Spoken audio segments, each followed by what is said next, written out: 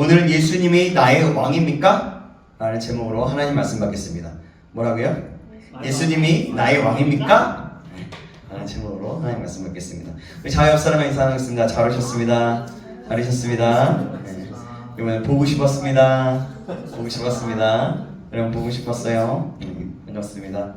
여러분 혹시 축제나 콘서트장 아니면 또 월드컵 거리공원 같은 데 가보셨나요?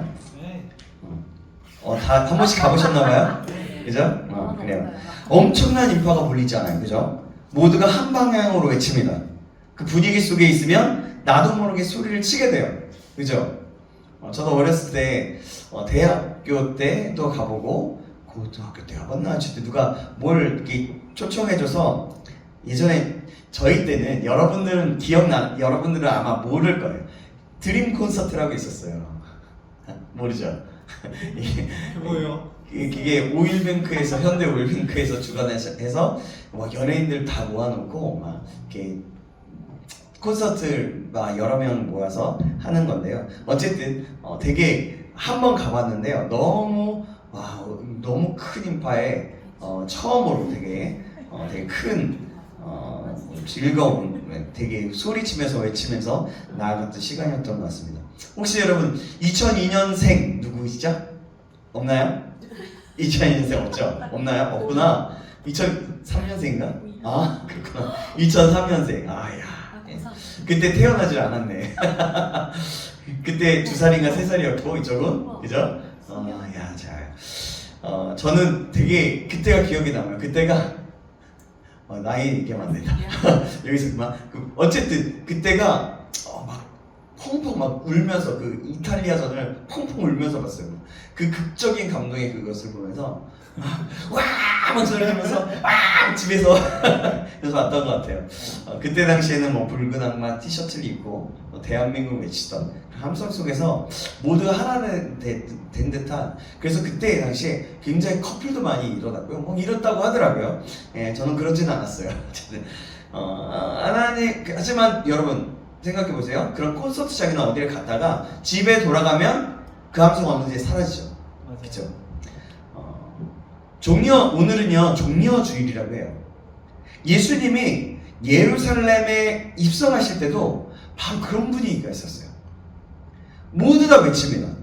예수님께서 예루살렘에 입성하실 때 수많은 무리들이 모였어요. 사람들은 그래서 외칩니다.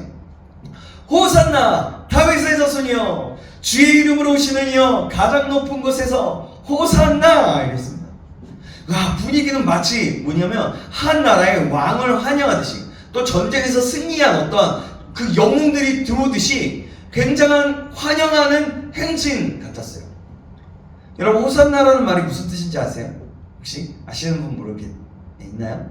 이게 뭐냐면 주님 우리를 구원하소서, 주님 나를 구원하소서, 이런 뜻이에요. 우리나라의 말에 만세라는 말과 굉장히 비슷하죠, 그죠? 대한독립 만세 뭐 이런. 종려나무는, 그러니까 그때 종려나무는 키가 약 20여 미터나 되는 관상수로서 참으로 아름다운 나무였다고 합니다.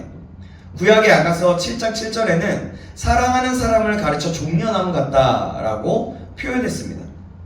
여리고성은 종려나무가 많아서 종려도시라고 하고, 또 가톨릭에서도 종려나무를 성별화해서 성수라고도 말한다고 해요. 그러니까 종려절이 그 종려가지를 들고 호산나 다윗의 자손이여 막 이러면서 외치면서 환영을 하는 거예요. 마치 막 누가 왔을 때 막 뭔가 흔들면서 했던 것처럼 종려나무 가지를 이렇게 흔들었다고 합니다. 그러니까 여러분 우리가 잘 알다시피 오늘 말씀은요 어떤 말씀이냐면 예수님께서 예루살렘에 입성하실 때 그 장면을 다룬 내용이에요.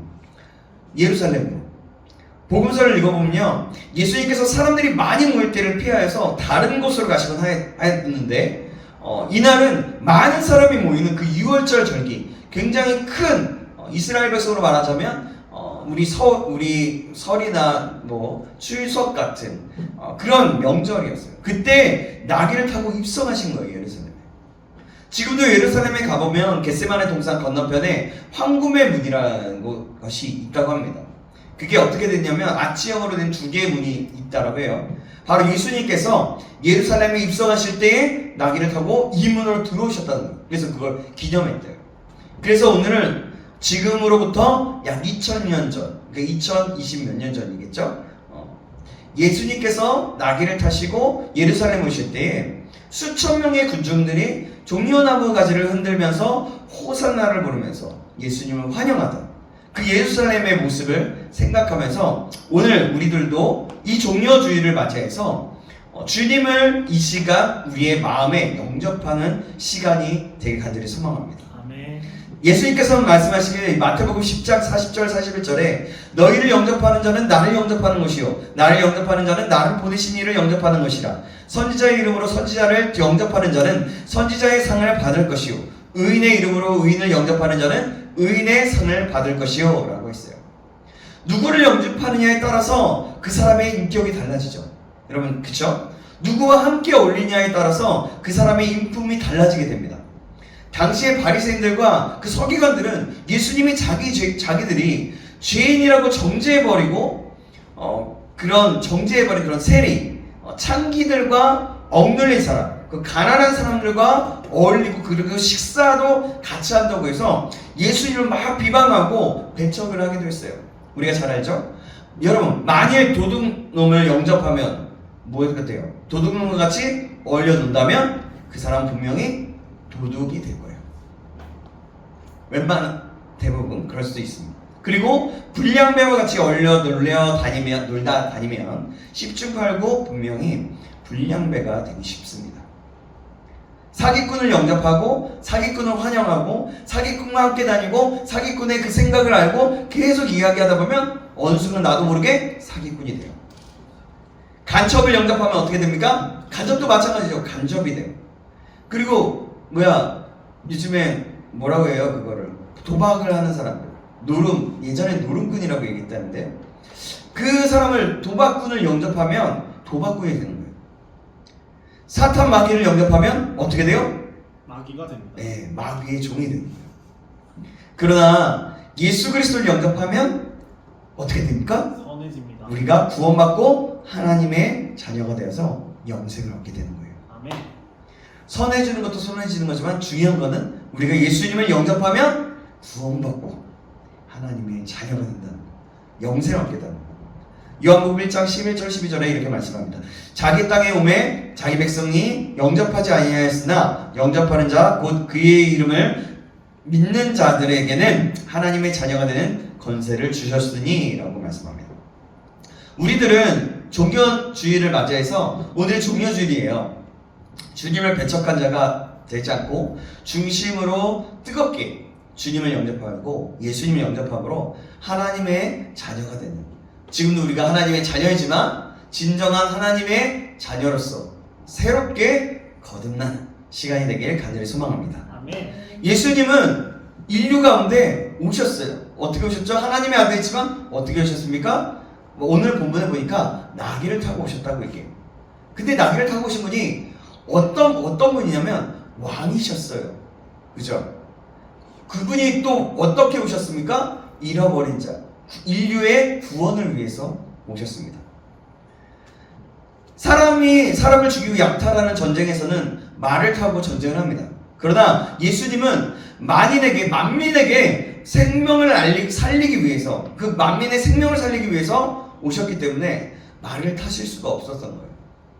백마를 타거나 막 와서 그러면은 뭔가 불림하고 막 이런 왕이 될 수 있는 건데, 뭐냐면 그래서 예수님께서 왜 나귀를 타고 오셨냐면 평화를 상징하는 것이 나귀였기 때문에 나귀를 타고 오셨던 겁니다.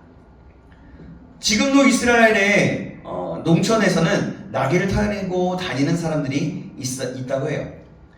당시에는 나귀가 중요한 교통수단이기도 했습니다. 그런데 이 일은 우연이 된 것이 아니고 이미 오래전에 BC 약 520년경에 스가랴 선지자의 예언이 있었던 거예요. 스가랴서 9장 9절에 이렇게 말씀합니다. 제가 읽겠습니다. 시온에 따라 크게 기뻐할지어다. 예루살렘에 따라 즐거이 부를지어다. 보라, 내 왕이 내게 임하시나니 그는 공의로우시며 구원을 베푸시며 겸손하여서 나귀를 타시나니 나귀의 작은 것 곧 나귀 새끼니라 라고 말씀합니다. 이 예언의 말씀을 이루시기 위해서 예수님은 나귀를 타시기 위해 제자들에게 벳박의 맞은편 마을 베다니로 보내면서 마을 어귀에 매인 나귀가 있을 것이니 풀어서 끌어오라고 합니다. 그 매인 예수님의 말씀에 따라서 마을로 내려가 보니까 정말 나귀가 매여 있었어요. 그 매인 나귀를 풀자 주인이 물어요. 왜 남의 나귀를 가져가느냐라고 합니다. 제자들은 예수님 말씀대로 그냥 이렇게 말했다고 성경은 기록하고 있어요. 주님이 쓰시겠다 하나이다. 그러니까 주님이 쓰실 것입니다 라고 했어요. 그러자 이 나귀 주인은 아무 말 없이 선뜻 허락해요. 신기하죠? 이거는 학설로 얘기하면 이미 예수님께서 얘기해 놓으셨을 거다. 이런 저런 설이 많지만 그건 중요한 것이 아니에요. 그러니까 선뜻 허락해서 나귀를 내어주셨다는 거죠. 그런데 이 나귀를 적응한 사람이 누구인지 알 길은 없는 거예요. 그러니까 주님이 쓰시겠다는 이 말에 선뜻 내어주는 것을 보면 그는 믿음을 좋은 사람임이 틀림없습니다. 예수님을 믿고 있는 사람이었다는 거죠. 그 나귀의 주인은 고이 길러서 한 번도 타보지 않고 또 부려보지도 않고 짐을 실어보지도 않는 나귀를 주님께 제공하면서 주님이 타실 수 있도록 해주었던 겁니다. 여기서 우리가 발견할 수 있는 큰 교훈이 하나 있는데 주님의 필요에 한 사람이 순응했다는 거예요. 베다니 마을의 나귀 주인은 주님께서 쓰시겠다고 말 한마디 그를 듣자 자기의 소유권 문제나 또 다른 문제는 개의치 않고 바로 나귀를 드린 거였어요. 이런 사람도 있었다는 거죠. 그렇게 나귀를 타고 예루살렘에 들어올 때 무리들은요, 많은 무리들, 이스라엘 백성들은 예수님을 환영합니다. 아까 어떻게 했다 그랬어요? 그들은 호산나 다윗의 자손이여 하면서 환영하면서 길바닥에는 뭐냐면 옷과 나뭇가지를 깔고 열광했어요. 마치 어떠한 아이돌 그룹이나 어떠한 사람들, 어떠한 굉장히 결혼식에서 신부와 신랑을 맞이하듯이 또 굉장히 어떠한 큰 어떠한 공연, 어떤 곳에 갔을 때 주인공이 나타나듯이 말했던 거죠. 그렇게 받아들였다는 거예요. 그렇게 열광했다는 거죠. 하지만 그들의 기대하는 왕은요, 어떤 왕이었냐면 정치적인 해방자, 이스라엘을 정치적으로 해방시킬 자, 로마를 몰아낼 혁명가와 같은 자신들의 문제를 해결해 줄 지도자였던 거예요. 그들이 꿈꾸고 있는, 이스라엘이 꿈꾸고 있었던 그런 메시아가 바로 이런 모습이었어요. 그러나 예수님은 그들의 기대와는 전혀 다른 모습으로 바로 나귀 새끼를 타고 오셨어요. 겸손하게, 그리고 조용히, 아무 무기도 없이. 예수님의 사람들은 묻기 시작합니다. 예수님의 사람이 아니라 예루살렘의 사람들은 이 사람은 누구야? 이 질문은 그 시대 사람들만의 질문이 아니에요. 오늘날 우리에게도 주님은 이런 질문을 던지세요. 너는 나를 누구라 아느냐? 여러분 어떻게 대답하시겠어요? 너는 나를 누구라 아느냐? 예수님 물어보시면 어떻게 대답하시겠습니까? 당신은 나의 예수님이십니다. 나 예수님이십니다. 예. 또 다른 분 한번 얘기해 볼 수 있겠어요? 뭐라고 대답하시겠습니까? 내가 생각하는 걸 그냥 얘기하면 돼요. 네, 그래요. 네. 그러니까 예수님이 이렇게 물어보는 거예요. 그리고 나는 네 삶의 왕이냐? 아니면 단지 내 문제의 해결사냐? 라고 질문을 하실 수 있다는 겁니다. 예수님이 그렇게 물어보신다면 여러분은 어떻게 대답하시겠습니까? 우리가 왕하면 떠올리는 이미지가 있어요. 뭐예요? 다스리는 자, 명령하는 자, 모든 어떤 나라의 큰 문제들을 결정하는 자, 그런 권력 있는 자이죠. 하지만 예수님은 고난받으시는 왕이었어요. 종의 모습으로 오신 왕이었어요. 십자가를 지는 왕으로 오셨습니다. 그는 어떤 군인의 군마가 아니라 나귀를 타셨어요. 왕관이 아니라 어떻게 됩니까? 그 십자가에서 과시관을 쓰셨습니다. 왕궁이 아니라 골고다 언덕으로 올라가셨어요. 백성의 환호를 받는 대신에 맨 처음엔 환호를 받았지만 나중에는 어떻게 돼요? 정치적인 왕이 아니기 때문에 조롱과 침뱉음을 당하였어요. 그것은 사실 정치적으로 어떠한 지도자들이 선동하고 이게 과연 하면서 막 돈으로 사기도 하고 그러면서 어쨌든 예수님을 모함하고 십자가에 못 박도록 한 사건이기도 하죠. 그러니까 그 예수님은 그래서 이 조롱과 침뱉음을 당하셨어요. 그런데 이것이 바로 예수님의 왕되심의 본질입니다. 사랑으로 다스리시는 왕, 자기의 생명을 주심으로 백성을 살리시는 왕. 아멘. 우리가 고백하는 예수는 나의 왕이라는 말은 그분 앞에 무릎을 꿇는 삶, 그분의 뜻 앞에 순종하는 삶을 의미하는 거예요. 여러분들은 예수님 왕이십니까? 예. 아멘. 그렇다면 우리는 무릎을 꿇는 삶, 그분 앞에 순종하는 삶을 살아야 하는 것이 맞다는 겁니다. 아멘. 누군가 내 인생의 왕이 된다는 것은 그분이 내 삶의 중심이 되고 내 선택의 기준이 되고 내 계획의 주인이 된다는 의미예요. 왕은요 단지 말로만 하는 왕이 아니에요. 왕이 나를 다스려줘, 나를 좀 이끌어줘, 그런데 내 마음대로 하는 게 아니라는 거예요. 그러니까 내 삶의 중심에, 내 선택의 기준에, 내 계획의 모든 주인이 된다라는 거예요. 아멘. 왕이라는 존재가 사실은 그런, 우리가 지금 왕이라는 존재가 없기 때문에 사실 이 부분에 대해서 굉장히 확 와닿지 않을 수도 있습니다. 좀 더 위대하시고 좀 그러신 분, 대통령, 우리나라의 어떠한 대통령과 같은 이런 부분이라고 막연하게 생각할 수 있습니다. 그러나 왕은 그런 게 아니라는 거예요. 내 계획의 주인이 된다는 의미는 어떤 거냐면 내 연애의 기준이 바뀐다는 거예요. 내 직업의 선택의 이유가 바뀐다는 거예요. 내 돈 쓰는 방식, 시간을 사용하는 방식이 바뀐다는 겁니다. 내 뜻대로 내 생각대로 한다는 게 아닙니다.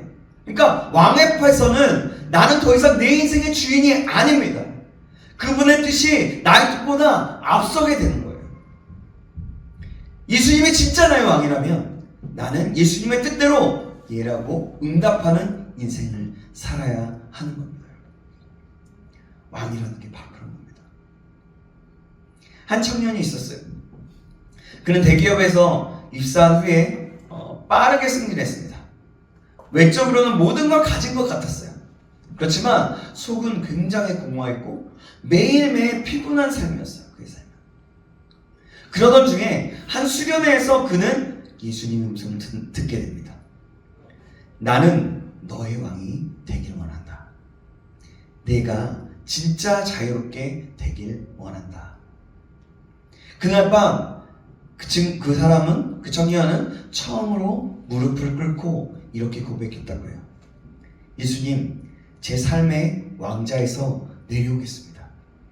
이제 주님이 제 인생의 주인이십니다. 이렇게 대답했다고 해요. 그리고 그는 회사를 계속 다녔을까요? 퇴사했을 것 같습니다. 네, 그만두지 않았습니다. 하지만 일하는 태도, 말하는 방식, 시간 쓰는 패턴이 완전히 달라지게 됩니다. 그의 삶은 그래서 예수님이 왕이 되시는 실제가 일어나게 됐다고 해요. 여러분, 그러면 여러분들에게 질문하겠습니다. 예수님은 진짜 저와 여러분의 왕이십니까? 문제가 생겼을 때 먼저 찾는 분이 예수님이십니까? 내가 가진 것을 드릴 수 있는 분이 예수님이십니까? 나의 미래를 맡길 수 있는 분이 바로 예수님이십니까? 말로만이 아니라 삶으로 고백하는 왕이 예수님이십니까?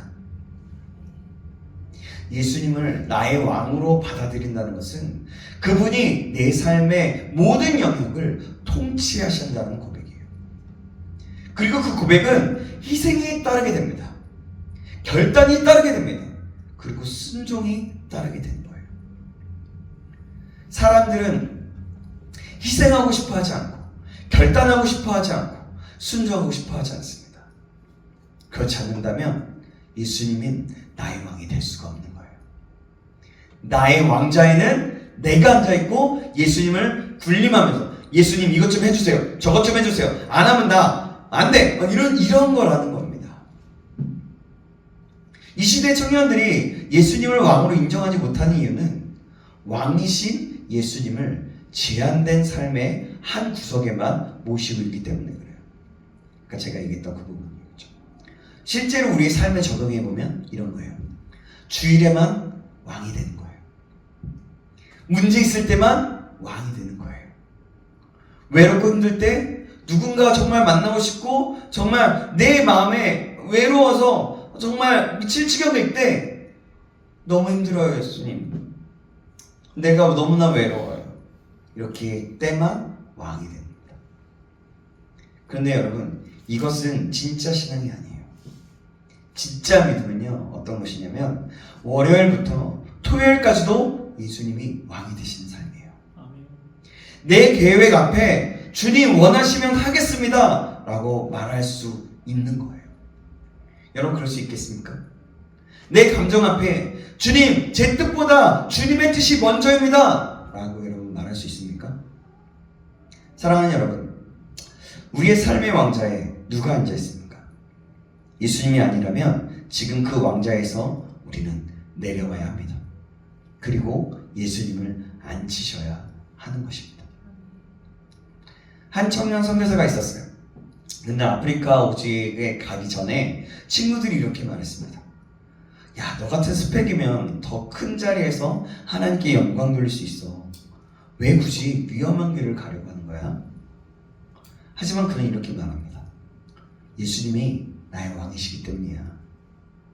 내 삶은 내 것이 아니고 왕이신 주님이 부르시는 곳으로 가는 것이 당연한 것이야 라고 말했다고 합니다. 그는 결국 그 땅에서 많은 영혼을 섬기고 마지막까지도 예수는 나의 왕이라고 고백하며 삶을 마쳤다고 해요. 그의 무덤석에는 이렇게 쓰여져 있었습니다. 예수님은 이 사람의 왕이셨다. 여러분들은 이런 일이 있다면 어떻게 반응하시겠습니까? 여러분, 예수님이 왕이라고 믿으십니까? 아멘? 그러면 그 왕의 뜻을 따라 살아야 하는 것이 마땅한 거예요. 왜 그럴까요? 하나님이 태초에 천지를 창조하셨죠. 우리는 피조물이잖아요. 하나님이 예수님 왕이라는 것은 그것도 하나님이 왕이라는 뜻이거든요. 그죠? 그렇기 때문에 창조 목적에 맞게 살아가는 것이 피조물이 살아야 하는 것이에요. 이 성경책으로 쓰여지는 것은 무엇입니까? 예배 때 말씀을 읽게 되고 평소에 말씀을 읽게 하기 위한 하나님을 알면서 적혀져 있는 거죠. 근데 이것을 찢어서 만약에 쫙 이렇게 했다가 옛날 방식의 조크지만 아니면 코를 풀거나 다른 종류로 쓴다고 생각해 보세요. 이것은 성경책다운 것이 목적에 맞는 그런 모습이 아닌 거예요. 핸드폰도 마찬가지죠. 우리가 전화하는 목적이 있어요. 그러나 요즘엔 다양하게 인터넷도 하고 걸어다니는 컴퓨터예요. 근데 이것의 목적에 맞지 않게 그냥 전화도 오지 않고 전화도 받지 않고 이것은 그냥 내 게임기야 라고 생각하고 살아간다면 이것은 전화기가 아니라 게임인 거예요. 그죠? 바로 그런 거와 마찬가지라고. 왕이라는 건 왕으로 보신다는, 그래서 내 주인이 된다는 것이라고 하는 것이고, 그래서 그분의 뜻을 따라서 사는 것이 마땅하다는 거죠. 오늘 우리는 선택의 기로에 앞에 있어요.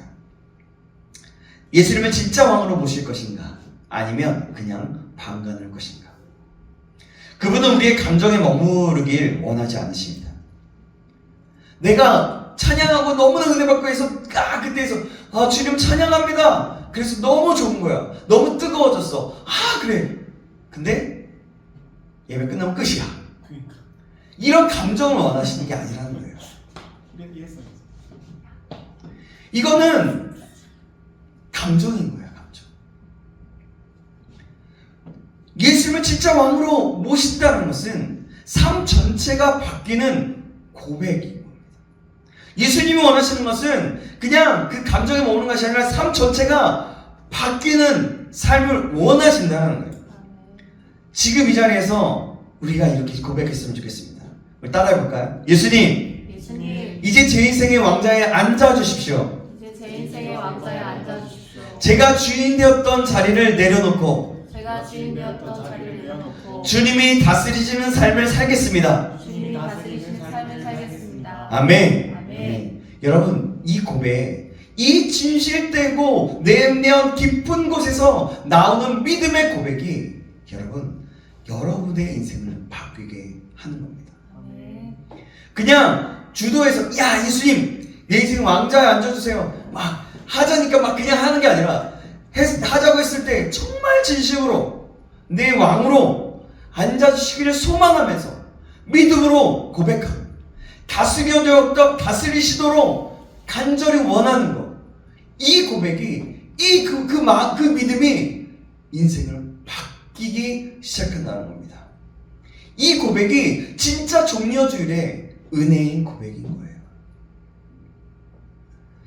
여러분, 종려주일은 단지 예수님께 손을 흔들 날이 아닙니다. 그냥 완전 그냥 환영하고 아 예수님 오셨대 와 그냥 팬처럼 와 팬이야 막 이러다가 평소의 삶에 돌아가면서 그냥 내 마음대로 사는 게 아니에요. 그분을 나의 왕으로 영접하는 거예요. 환영하는 말이에요. 사랑하는 여러분, 이 시간 여러분의 마음에 문을 여시기 바랍니다. 아멘. 그리고 여러분의 삶의 중심에 예수님을 다시 한번 초대하시기 바랍니다. 예수님, 이제는 제가 아니라 주님이 왕이신 삶을 살겠습니다. 아멘. 이 고백이 오늘의 여러분의 오늘을, 여러분의 인생을, 그리고 여러분의 영혼, 여러분이 속해 있는 그 모든 영역, 그 영혼을 바꾸는, 완전히 바꾸는 부르심의 순간이 되길 주님의 이름으로 축원합니다. 아멘. 아멘. 그러면 우리가 어떻게 예수님을 왕으로 모시고 살아야 할까요? 예수님을 왕으로 모시고 살려면 어떻게 해야 될까요? 좀 우리가 좀 적용해 봤으면 좋겠어요. 오늘은 좀 적용을 좀 구체적으로 해봤으면 좋겠습니다. 그건 뭐냐면 예수님 왕이라면 나의 시간도 그분의 것이다라는 것을 인정하는 겁니다. 그분께 시간을 드리는 것은 왕되심에 대한 존경의 표현입니다. 그래서 이렇게 해보는 거예요. 하루를 기도로 시작하는 거죠. 눈을 떴을 때 너무 피곤하고 막 뒹굴뒹굴하다가 시간 늦었어 막 난리치고 막 그래서 막 엄마 대체 왜 안 깨웠어 막 이러는 게 아니라 내가 이거 왜 안 흘렸어 이게 그러면서 이러는 게 아니라 하루의 시작을 눈을 떴을 때 짧아도 좋으니까 이런 거예요. 주님, 오늘 제 삶의 왕이 되어주세요. 이 한마디로 시작해 보는 거예요. 뭐라고요? 주님, 오늘 제 삶의 왕이 되어주세요. 그리고 어떤 것을 정해볼 수 있을까요? 유튜브나 넷플릭스를 보는 시간, 아니면 게임하는 시간, 그 시간이 좀 많다면 30분만 줄이고 말씀을 묵상에 사용해 보는 겁니다. 30분을 말씀 묵상의 삶으로, 시간으로 하는 거죠. 매주 또한 정해진 예배 시간을 가장 우선순위로 놓고 다른 일정을 거기에 맞추는 겁니다. 여러분들이 그래서 이 자리에 온 줄 믿어요. 이 자리에 주일에 하나님의 말씀을 받기 위해, 바로 하나님의 뜻을 알기 위해, 하나님께 예배하기 위해 모인 줄 믿습니다. 이렇게 작은 것 하나를 실천해 보는 겁니다. 시간에 관해서. 또 두 번째로 적용하는 것은 뭐냐면 결정의 기준을 바꾸는 거예요. 진짜 왕은 우리의 선택을 통치하게 되는 거예요. 그러니까 중요한 결정에서 그분을 먼저 묻지 않는다면 실제로 우리가 왕처럼 살고 있는 거예요. 그러니까 이런 거죠. 중요한 결정을 내기 전에 최소 하루는 기도하면서 멈춰보는 겁니다. 그런 거죠. 중요한 결정을 내고 하나님을 찾는 거예요. 하나님께 기도하는 거. 참 간단한 뭐가 필요해. 뭐 필요한 것은 뭐 살 수는 있겠어요. 그러니까 근데 내가 필요한 게 아닌데 야 이거 뭔가 되게 싸고 뭔가 좋은 게 있어. 그러면 그것을 사는 게 아니라 그때 하나님께 기도하는 거예요. 하나님에게 내가 소비해도 되는 거예요. 사랑해도 되는 거예요. 때로는 인간관계 등 그러니까 연애, 인간관계, 이직 뭐 이런 것들에 대한 하나님께 기도로 묻는 거죠. 그리고 이렇게 해보는 거예요. 예수님이 내 입장이라면 어떻게 하셨을까? 라는 질문을 적용해보는 거예요. 또 한 가지 내 할 수 있는 건 믿음의 멘토나 목회자와 함께 고민을 나누는 연습을 해보는 거예요. 만약에 뭐 그런 거죠. 그러니까 그래서 같이 나누면서 함께 완벽할 수는 없죠. 그러나 그것을 가지고 나아갔을 때 함께 기도하면서 또 가장 좋은 방법, 하나님께서 기뻐하시는 방법을 찾을 수가 있기 때문인 거죠. 세 번째로 소유의 주인을 바꾸는 거예요. 내 돈과 물질도 내 것이 아니라는 거. 그러니까 이런 거예요. 수입의 일정 부분을 헌금 또는 성김으로 하나님께 드려보는 거죠. 꼭 필요하지 않는 그런 소비 습관을 끊어버리고요. 그 금액을 누군가의 필요를 위해 사용해 보는 거예요. 그리고 이것도 마찬가지예요. 내가 가진 이 물질을 예수님이라면 어떻게 사용했었을까? 관계도 마찬가지입니다. 용서 못한 사람이 있다면 먼저 기도하고 연락해 보는 거예요. 관계를 위해 기도하는 리스트를 만들어서 매일 아니면 이런 거죠. 리스트를 만들거나 매일 어떤 리스트를 만들어 놓는 게 좋겠죠. 관계를 위해서 기도하는 리스트를 만들어서 매일 한 명씩 축복하며 기도해 보는 거예요. 그 사람. 그럼 어떻게 했어요? 평소에 아무 그냥 관심도 없었던 사람을 쓰면서 그 사람에 대해 기도할 수 있고 그 사람에게 관심을 가질 수 있고 그 사람에 대해서 좀 더 하나님의 마음으로 볼 수 있게 되는 계기가 되겠죠. 근데 그게 내가 좋아하는 사람만이 아니라 불편한 사람도 따뜻하게 대하는 도전을 해보는 거죠. 마지막 다섯 번째도 이겁니다. 내가 지금 이 길을 가는 이유가 무엇인가? 그러니까 내 인생의 방향을 하는 거죠. 왕 대신 예수님은요, 내 인생의 방향을 이끌어 주시기 원하시거든요. 그분의 뜻을 따라서 사는 것은 그러니까 길을 바꾸는 용기가 필요한 거예요. 내 길로 내 뜻대로 가는 게 아니라 하나님의 뜻대로 갈 수 있는 순종할 수 있는 용기가 필요하다는 거죠. 그래서 내가 지금 이 길을 가는 이유는 무엇인가? 자문해보는 거. 인생의 목표와 방향을 다시 기도하고 점검해보는 거. 하나님께 삶을 전체를 드리는 아니면 이런 거죠. 헌신의 기도를 드리고 결단문을 써보는 것도 되게 좋은 것 같아요. 하나님께는 삶을 전체를 드리겠습니다. 그러니까 내가 말로 하는 것보다 실제로 기도 제목을 제가 써보니까 기도 제목을 써봤더니 한 9개, 10개가 되는 거예요.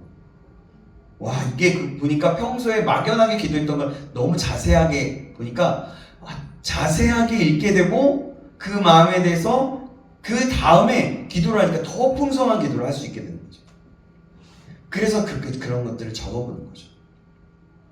그것이 우리의 예수님을 왕으로 모시는 적용이라고 볼 수 있겠습니다.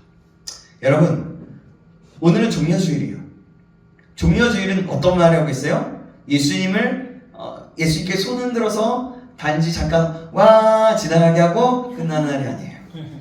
그분을 나의 왕으로 영접하는 날, 바로 그런 날이라는 겁니다. 나를 위해서 십자가에 못 박혀 죽으실, 그리고 다시 사실 그 예수님을 환영하고 영접하고 그 뜻을 따라서 순종하며 살겠다고 다짐하며 그런 날이라는 겁니다. 저와 여러분이 이 종려 주일에 어떻게 예수님을 섬겨나갈지 더 고민하면서 예수님을 왕으로 모시는 삶을 살아갈 수 있기를 다시 한번 주님의 이름으로 축원합니다. 아멘. 마지막에 적용했던 몇 가지 여러분들 기억하셔서 하나하나씩 적용해보면 여러분들의 삶은 굉장히 작은 것에서부터 시작해서 조금씩 바뀌기 시작할 겁니다. 저와 여러분이 그럴 수 있길 바랍니다. 기도하겠습니다. 사랑의 하나님 아버지, 오늘은 종려주일을 맞이해서 나의 삶의 왕이 누가 되어야 하는지를 알게 하시면 감사합니다. 나의 삶의 왕은 예수님이십니다. 나귀를 타고 우리 인류를 구원하시기 위해서 오신 예수님, 예수님은 나의 왕이십니다. 이 왕이신 예수님을 나의 삶의 진짜 왕으로 모시고 살아갈 수 있도록 인도하여 주시옵소서. 시간과 결정과 재정과 인간관계와 나의 미래인 인생의 방향을 내 뜻대로가 아닌 왕 되신 예수님께 맡기고 묻고 듣고 순종하면서 예수님의 통치를 받으며 나아갈 수 있도록 인도하여 주시옵소서. 그리하여 모든 부분에서 맡기며 예수님이라면 어떻게 하셨을까라는 질문으로 나아가 예수님이 원하시고 예수님이 결정하실 것과 같은 그런 결정을 하며 선택하며 예수님과 같은 결정을 하며 선택하며 살아갈 수 있도록 인도하여 주시옵소서. 살아계신 예수 그리스도의 이름으로 기도합나이다. 아멘. 아멘. 예.